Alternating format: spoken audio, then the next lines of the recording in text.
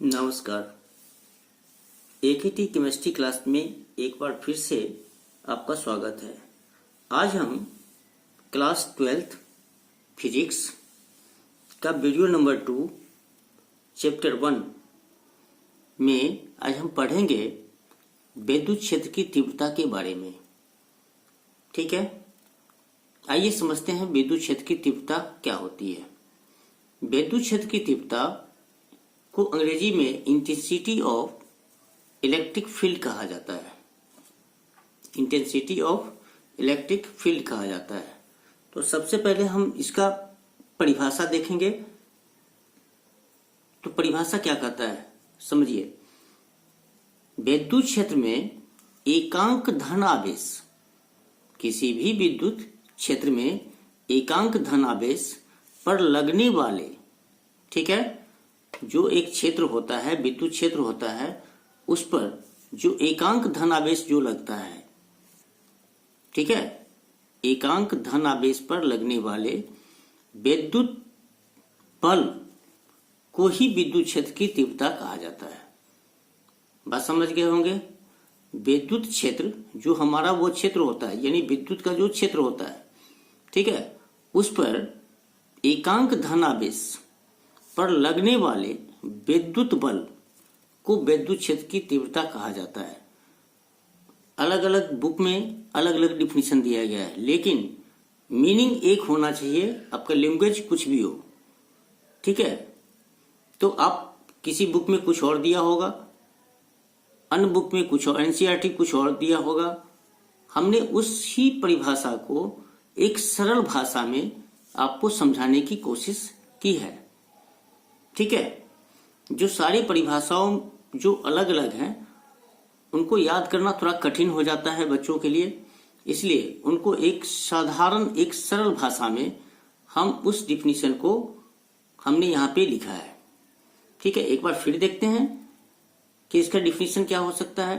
कि विद्युत क्षेत्र में एकांक धन आवेश पर लगने वाले विद्युत बल, ठीक है, विद्युत बल को विद्युत क्षेत्र की तीव्रता कहा जाता है और इसे ई से प्रदर्शित किया जाता है। अर्थात विद्युत क्षेत्र की तीव्रता, ठीक है, बराबर क्या होगा, विद्युत बल बटे आवेश। और बल कह रहा है तो आप जानते हैं कि बल को अंग्रेजी में क्या बोला जाता है, फोर्स बोला जाता है। तो एफ बट्टा क्यू, यानी आवेश को क्या बोलते हैं, क्यू बोलते हैं। तो एफ बटा क्या हो गया, क्यू, ठीक है। अब विद्युत बल तथा आवेश के अनुपात को विद्युत क्षेत्र की तीव्रता कहते हैं। अब देखिए यहीं पे दो परिभाषा हो गई कि पहले क्या बताया गया कि विद्युत क्षेत्र में एकांक धन आवेश पर लगने वाले विद्युत बल को विद्युत क्षेत्र की तीव्रता कहा जाता है और इससे ई से डिनोट किया जाता है, यानी प्रदर्शित किया जाता है। और यहीं पे देखिए क्या परिभाषा बन गई। इस आधार पर विद्युत बल या विद्युत बल, एक बात ध्यान रखिएगा कि विद्युत लिखें, ठीक है, या वैद्युत लिखें, दोनों का अर्थ एक ही है, ठीक है, दोनों का अर्थ एक है।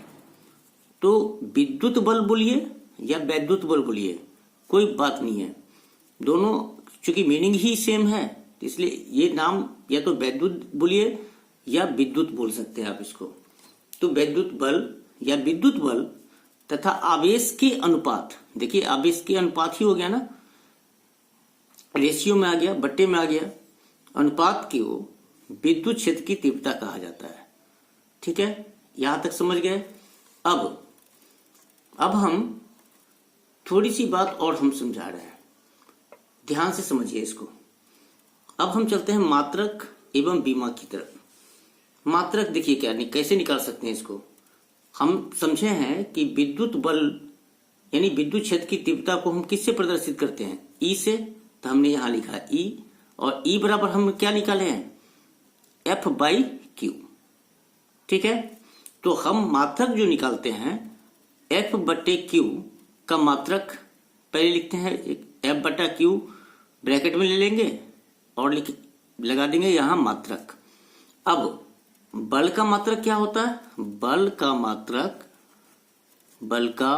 मात्रक जो होता है, हम क्लास 9 से पढ़ रहे हैं, क्या होता है? न्यूटन होता है। और इसको किससे सूचित किया जाता है? एन से सूचित किया जाता है। तो एन हो गया। और क्यू क्या है? हमारा आवेश। आवेश का मतलब क्या हो गया? कूलम। तो न्यूटन बटे कूलम हो गया। ठीक है, या इसको हम लिख सकते हैं, क्या लिख सकते हैं? एन बाई सी लिखिए, या फिर हम क्यू लिख सकते हैं। ठीक है, सी से भी हम, नाम से भी हम इसको लिख सकते हैं, सी से भी लिख सकते हैं, लेकिन ज्यादा प्रचलित होगा न्यूटन बटे कूलम। ठीक है, अब चलते हैं इसकी बीमा की तरफ। फिर वही बात लिखेंगे, क्योंकि जो तीव्रता निकाल रहे हैं वो हमारा क्या है? विद्युत बल बट्टा आवेश। तो एफ बट्टा क्यू की बीमा। तो बल की बीमा क्या होती है? MLT-1। और आवेश की बीमा क्या होती है? AT होता है, वो हमें पता है। अब ये वाला पक्ष ऊपर चला जाता है, तो अब ध्यान रखिएगा कि इसका साइन चेंज हो जाता है। तो अगर इसकी साइन यहाँ पॉजिटिव, अगर मान लीजिए 1 है, तो 1 किस में होगा? पॉजिटिव में होगा। टी का मान क्या होगा?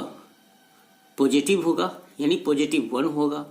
जब जो ही ये ऊपर जाएगा, यानी यूं ही ऐसे जाएगा, ऊपर की तरफ जाएगा, तो इसका साइन क्या हो जाएगा? चेंज हो जाएगा। साइन का मतलब चिन्ह चेंज हो जाएगा। तो देखिए MLT-1 तो होगा। अब T यहां पर 1 है और माइनस, ऊपर जाने के बाद क्या हो जाएगा? प्लस हो जाएगा। सॉरी, नीचे तो प्लस में है, प्लस में है, तो ऊपर जाएगा तो क्या हो जाएगा? माइनस। तो क्या हो जाएगा? ये -2 और -1। और ए ऊपर चला जाएगा, तो ए का तो साइन यहाँ पे 1 जो है सो पॉजिटिव में है, ऊपर जाएगा तो किस में हो जाएगा? निगेटिव में हो जाएगा। तो -1 का 1 ही रह जाएगा। अब ये देखिए कि ये तो पॉजिटिव में रहता, ऊपर चला गया था, तो ये माइनस। ठीक है, MLT क्या हो जाएगा? 2 - 1 हो जाएगा। ठीक है, तो ये क्या हो जाएगा? माइनस और माइनस क्या हो जाएगा? प्लस। तो ये क्या? MLT-3। और ए का जो पावर है ऊपर में, जो चिन्ह, जो साइन है हमारा, वो क्या है? -1 है। ठीक है, यहां तक कोई प्रॉब्लम नहीं होनी चाहिए और समझ गए होंगे। ठीक है, अब आगे चलते हैं नेक्स्ट टॉपिक की ओर। तो अब हम समझते हैं विद्युत विभव के बारे में। फिर से वही बात, विद्युत लिखा हुआ है, या वैद्युत भी बोल सकते हैं, या विद्युत भी बोल सकते हैं। तो विद्युत विभव यानी इलेक्ट्रिक पोटेंशियल। अब इलेक्ट्रिक पोटेंशियल के बारे में समझें कि इलेक्ट्रिक पोटेंशियल होता क्या है।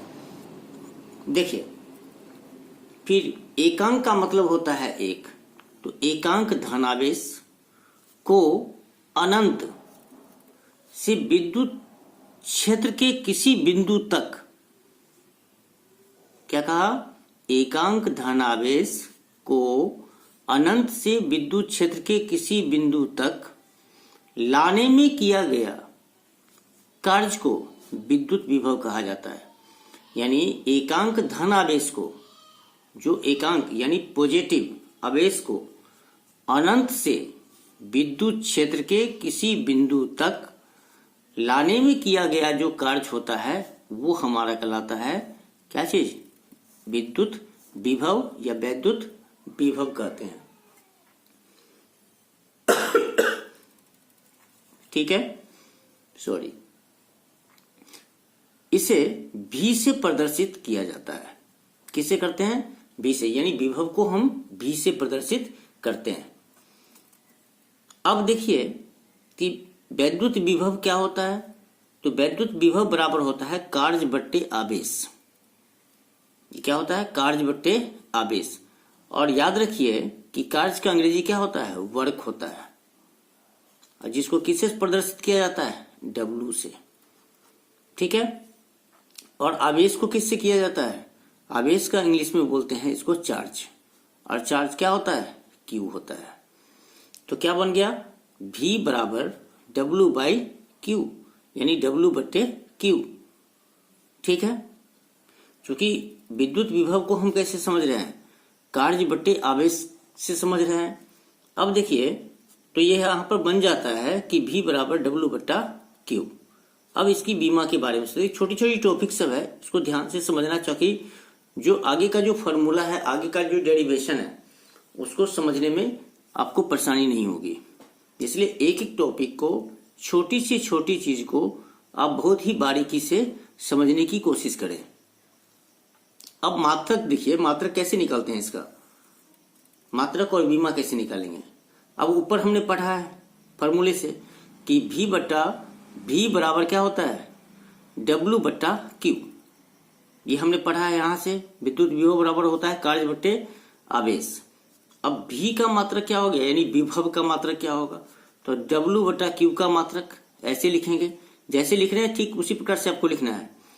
अब कार्य का जो हमारा मात्रक होता है वो होता है जूल, और Q को हमने पीछे भी पढ़े हैं, क्या होता है, कूलम्ब। तो जूल बट्टे कूलम्ब किसके बराबर होता है, वोल्ट के बराबर।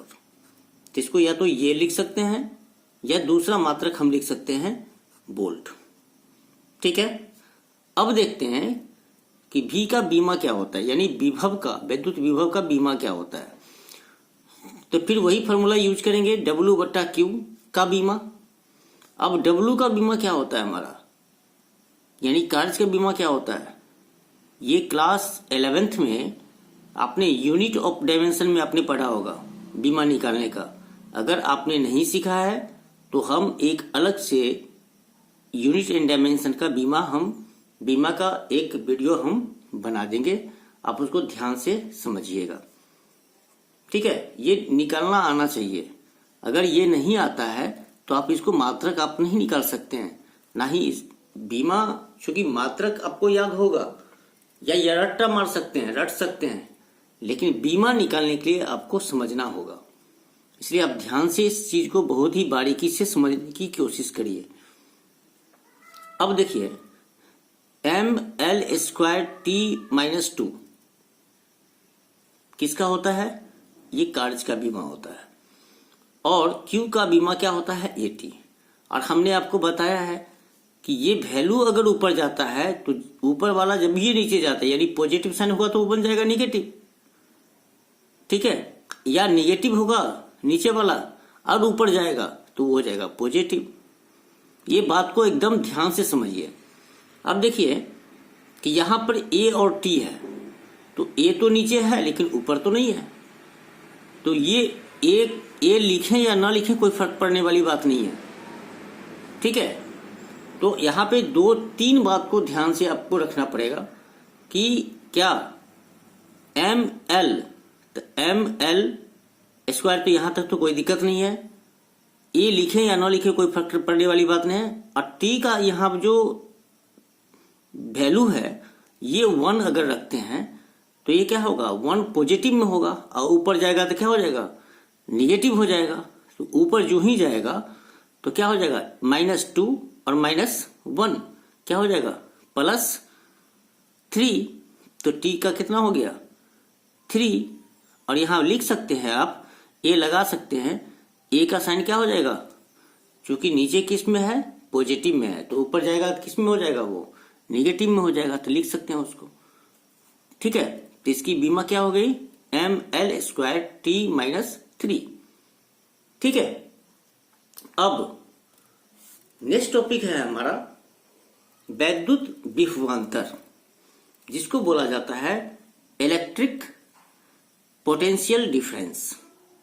ठीक है, अब इसको थोड़ा ध्यान से समझते हैं कि इलेक्ट्रिक पोटेंशियल डिफरेंस क्या होता है। ठीक है, अब देखिए, विद्युत विभवांतर या विद्युत विभवांतर बोल सकते हैं। इलेक्ट्रिक पोटेंशियल डिफरेंस, किसको, डिफरेंस से ही अर्थ निकल जाएगा यहां से। डिफरेंस का मतलब होता है अंतर। ठीक है, तो दो विभवों में अंतर को विभवांतर कहा जाता है। एक डिफिनेशन सीधा सीधा डायरेक्टली हम ऐसे लिख सकते हैं कि दो विभवों में अंतर को कहा जाता है विभवांतर। तो एकांक, तो इसका डिफिनेशन क्या दे सकते हैं हम? एकांक आवेश को एक बिंदु से दूसरे बिंदु तक ले जाने में किए गए कार्य को विद्युत विभवांतर कहा जाता है। ठीक है, और हमने अभी जस्ट ऊपर पढ़ा है विद्युत विभव के बारे में, अर्थात विद्युत विभवांतर बराबर होता है कार्य बट्टे आवेश। ठीक है, तो W बट्टा क्या हो जाएगा? Q। ठीक है, अब हम अगले वीडियो में आपको समझाएंगे कि अक्षीय स्थिति पर विद्युत क्षेत्र की तीव्रता क्या होती है। अगर आपको यह वीडियो पसंद आता है तो आप इसे लाइक करें और सब्सक्राइब कर दें, और कुछ इसमें बताना हो या हमें कि यहाँ पे यह होना चाहिए या इस तरह से होना चाहिए, तो आप हमें कमेंट में। तब तक के लिए धन्यवाद। अगर आप कमेंट लिखते हैं तो हमें खुशी मिलेगी और हम उसको शुरू से थोड़ा और अच्छे तरीका से समझाने की कोशिश करेंगे, जिससे मेरा मनोबल और बढ़ेगा। तब तक के लिए धन्यवाद।